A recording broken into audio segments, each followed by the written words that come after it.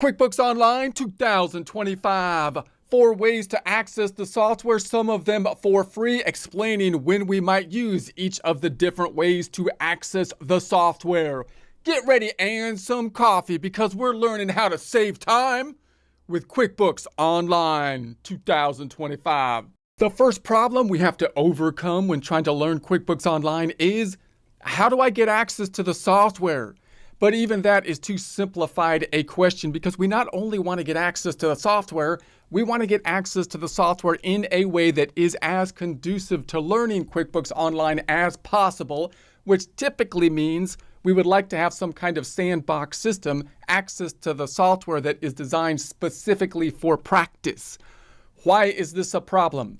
Because QuickBooks Online, unlike the old desktop version, has a subscription type of model so that we typically have to pay for a new QuickBooks subscription every time we set up a new company account, unlike the old desktop system where we basically downloaded the QuickBooks software and were able to make as many company files as we wanted, that system being similar to something like a Microsoft Word or Microsoft Excel. So if we have access then to QuickBooks Online, it might be access through the company that we work for, which already has their data within it, or it might be our own company file that has our own data in it. That's a problem because we don't want to just toy around and practice and tinker and fiddle with the software because that's going to mess up the data file, and tinkering and practicing is usually what gets us better at learning something like a QuickBooks Online type of software.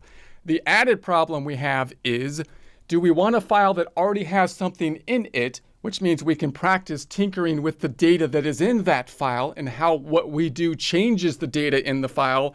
Or do we want to practice setting up a new file, in which case we don't want to have any data in the system because we want to practice setting up the data from scratch?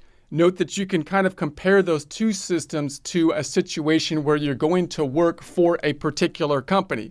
If you're going to get a job within the accounting department, the system has already been set up by the time you go into the accounting department. What you want to learn then is how to tinker around with the data, what has been done in the past, and try to mirror that type of system as you do your data input in the future.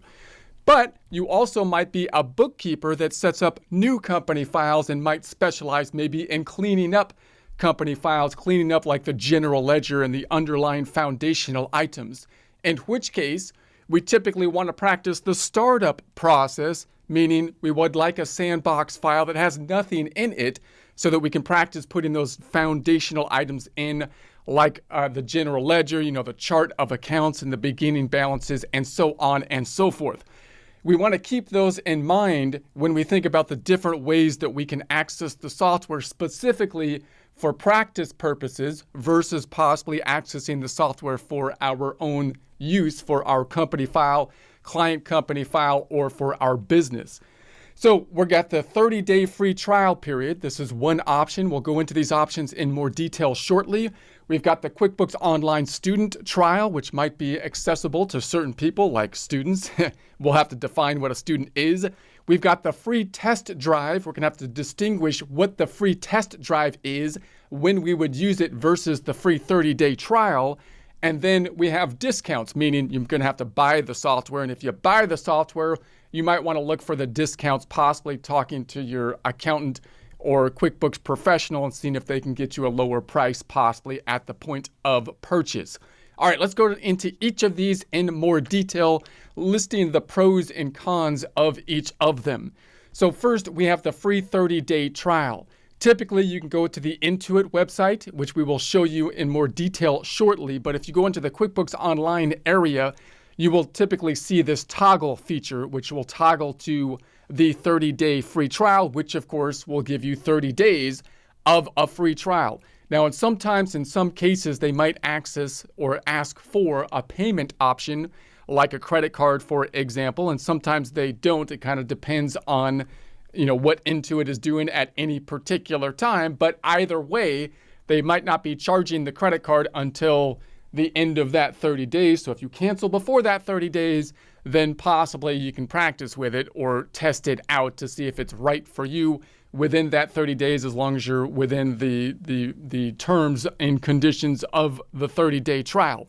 Now, this would be ideal for a situation where we want a clean QuickBooks file that has nothing in it.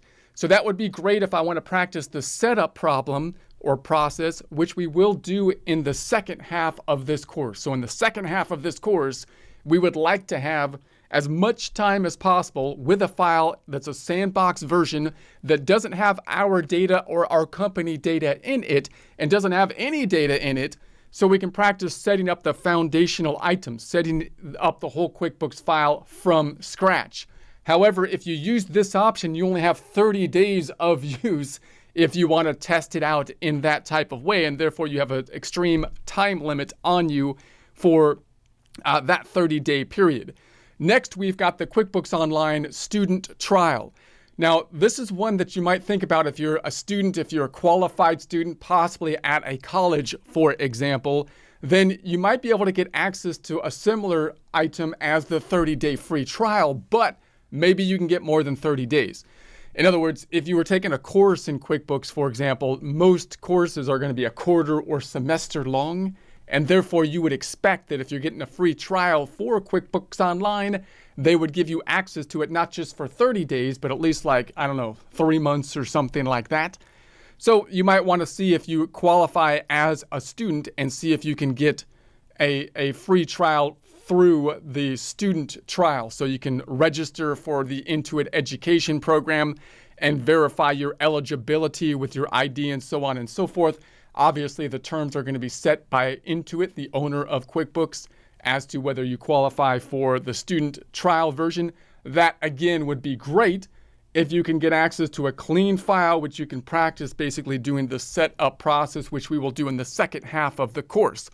The other really nice tool that sometimes people confuse with the 30-day free trial, but is different, and we're going to use it in this course as well in a different capacity, is the free test drive. Now, the free test drive is available to everyone typically. You can basically find it by just doing a normal browser search for QuickBooks Online test drive oftentimes. And when you go into it, it's already going to have data in it. So that means that it's not ideal for starting a new company file and working a long problem because, number one, we can't set up those foundational items. They've already been set up. And number two, because it resets every time you log out and go back into it, you can't really do a long problem within it that's going to take more than one day. That's going to be an issue for the second half of the course where we want to do a long problem and see the whole stream of what we're doing from data input to the end bank reconciliations and so on and so forth. However, the test drive is great if we want to go in and test out what happens to, say, the financial statements that have already been created when we enter forms, such as bills, such as invoices. So this is what I will primarily be using in the first part of the course when we're looking at the foundational items, when we're thinking about what does the accounting system do, and then we can deconstruct with this system what it has done, meaning the end results of the accounting system will be the construction of the financial statements, balance sheet, income statement sometimes called the profit and loss report. And we can actually drill down from the end product like an auditor might do. We have the end product. We drill down into the source documents. The source documents in QuickBooks are typically called forms. Those are like the invoices and the bills and so on and so forth. And by doing that, we can deconstruct and see how were the financial statements created from the forms. And then we can, of course, use that knowledge to create our system, which we'll do in the second half of the course, meaning we actually do the data input of the forms to construct the financial statements. So this would be a logical way to learn things, right? The first thing we want to do if we were going to learn how does an engine work? What's the first thing that happens? Well, you deconstruct an engine that's already working. You look at the parts, and then you figure out how to put the thing back together or put an engine together and so that it will actually work. Same thing here. We have the end product. It's already got data in it. We can go to the end product, deconstruct back down to the source documents, which are going to be the forms, see how the source documents were used to create the end product. And then in the second half of the course, we will do that. We will set everything up from the underlying foundational items, the chart of accounts and so on, and then start to enter those forms that will then construct our financial statements, looking at those financial statements every step along the way so we can determine and see exactly what the data input we're doing is impacting the end result, the financial statements. All right, then obviously when you actually want to purchase the QuickBooks, you might want to go to your accountant and see if they have any discounts, for example, to make sure that you are purchasing the QuickBooks file at the lowest price that is possible. All right, so now I'm in the internet. I'm on my browser here, and I'm going to look up Intuit.com. Intuit is the owner of QuickBooks. So Intuit can be a little bit confusing because they have a lot of softwares like the TurboTax and so on, QuickBooks, MailChimp. We're going to go into the QuickBooks. So this part of the website has been pretty much the same for a long time. So I'm going into Intuit. I like to do that first because this part of the website is usually always the same. When I go into QuickBooks, sometimes this home page within QuickBooks differs. That's why I don't usually like to go to it first. And I typically like to go all the way to the bottom because, again, this bottom bit has been the same for a long time, which basically lists out all of the QuickBooks products. You will recall that, or you might not know, but you probably have an idea that there used to be a desktop, or there is a desktop version and an online version. And we'll talk possibly a little bit more about the desktop and online version later. But for small to mid-sized businesses, they seem to be trying to push everybody into the online version. So unless you're a larger company using like inventory and so on, or a job cost system and using enterprise for the desktop, then you might be going into the online because that's where Intuit seems to be pushing things. And so that's where we have here. So I'm going to go into the QuickBooks Online versus the QuickBooks Desktop. And then we have this page here. So if I scroll down, this is the page where, of course, you can purchase it if you so choose. We have these different options, which we might talk about later. We're going to mainly be looking at Plus because we want to look at the most common usage case here. And we're going to be dealing with inventory, which is one of the things that you really have to consider when you're choosing which file to use. So we'll talk possibly more about that later. But if you wanted the 30-day free trial, you'd have to toggle this on over like this. And then you've got the 30-day free trial. And again, we can choose the Plus, which is what we're going to be working with here, which is kind of the base package. But then you can trim some stuff off for a cheaper price. We'll talk more about that later.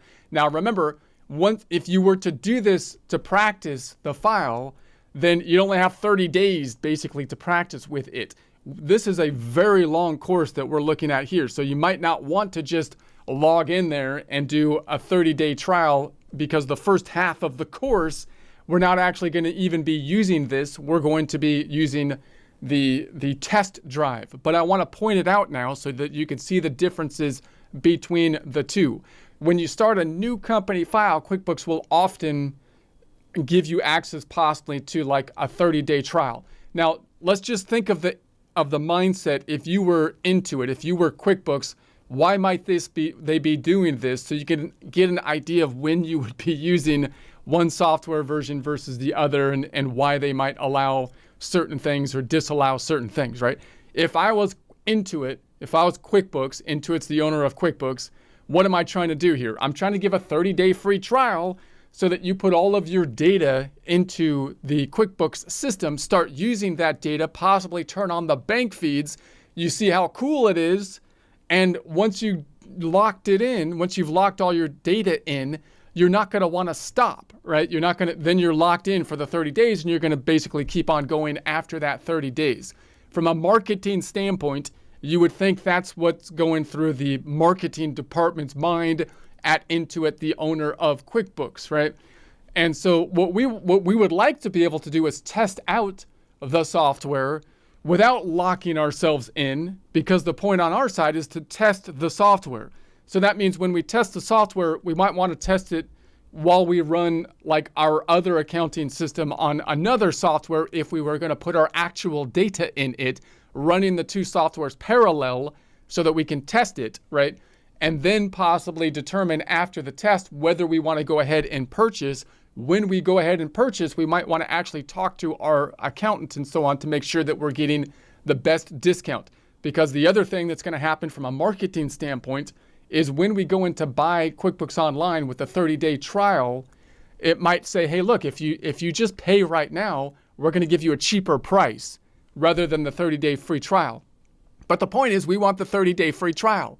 So you would think that after the 30-day free trial, you don't want to pay the higher price, which means you might be able to talk to your accountant or do something at that point in time to still lock in the lower the lower price, right? That's what we want to do. So what we'd like to do here is get access to just a sandbox system for a true 30-day trial with a software that has nothing in it so that we can actually practice it and see if it's what we want to be using.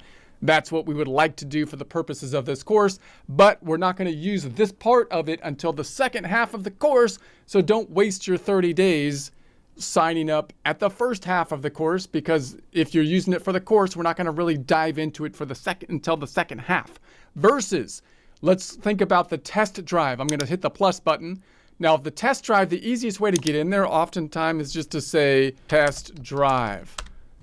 And then you're usually that's usually the easiest way to find it. Now, you could find it on the Intuit website, but their pages always change. So right now they're really kind of emphasizing the 30-day free trial, and they're kind of burying the test drive a little bit. So sometimes it's easier to just find it with a browser search.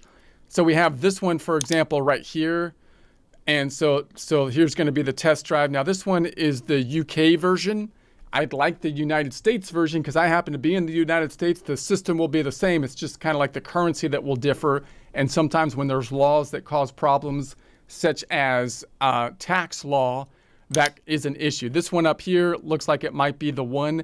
Notice that it has Intuit.com in the URL. That gives me a little bit of assurance that at least it's not spam, hopefully, because Intuit is the owner of QuickBooks. So when you see Intuit.com, that should give us at least hopefully a little bit of assurance that this is the proper place. I'm going to go into here, and then it might ask us if we're a robot. If it asks you if you're a robot, we're going to say, no, we're not a robot. And then we're going to get into the file. Now, it's been for a long time called Craig's Design and Landscaping Services.